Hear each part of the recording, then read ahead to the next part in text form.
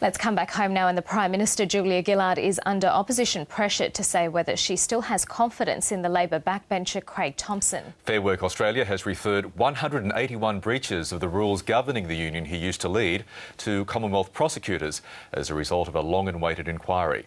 Senator Eric Abetz is the federal opposition's workplace relations spokesman, and he joins us now from Brisbane. Senator Abetz, good morning. Good morning, good to be on the program. What action should the Prime Minister and Craig Thomson now take from your view?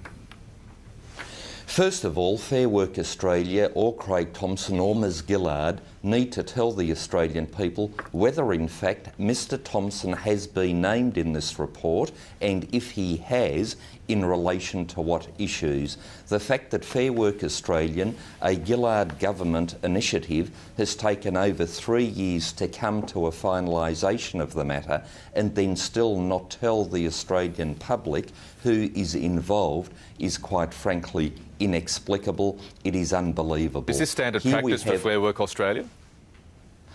Well, Fair Work Australia was a creation of the Gillard government, so it does not have a past history in this regard.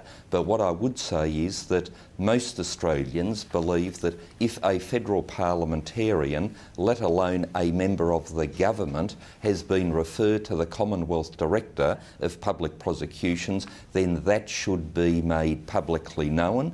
And the reason that it hasn't been has not been explained by Fair Work Australia or Ms Gillard, and they should come clean and tell the people of Australia, the people of Dobell, and chances are, most importantly, the members of the Health Services Union.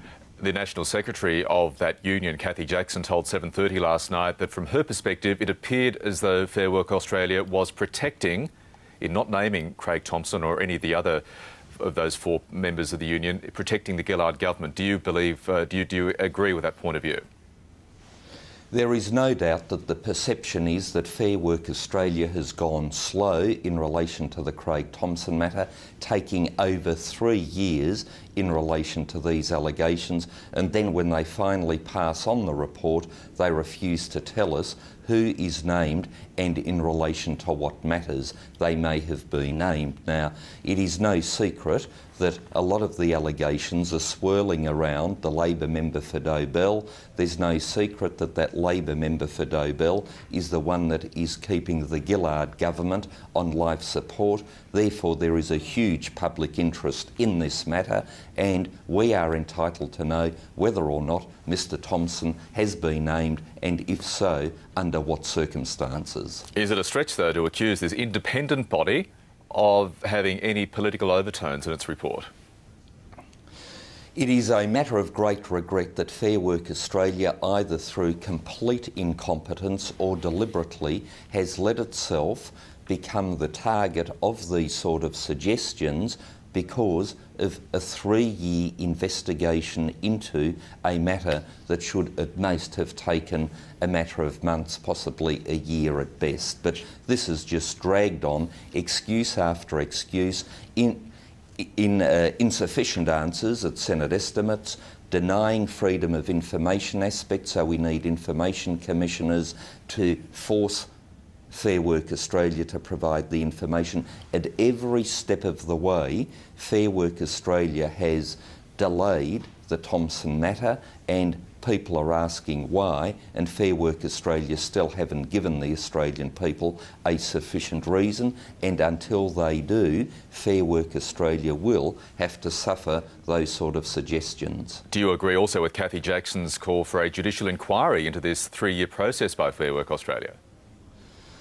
I must say it is quickly getting to a position where a inquiry into Fair Work Australia is required. I know the Australian newspaper has editorialised, Ms Jackson's called for it, others have called for it. Fair Work Australia has done itself no good service in the way that it has dealt with this matter, but more importantly done a huge disservice to the Australian people, who are entitled to know whether one of their parliamentarians has been referred off to the Director of Public Prosecutions. Craig Thomson is still maintaining his innocence here. What about that presumption of innocence, Senator Abetz?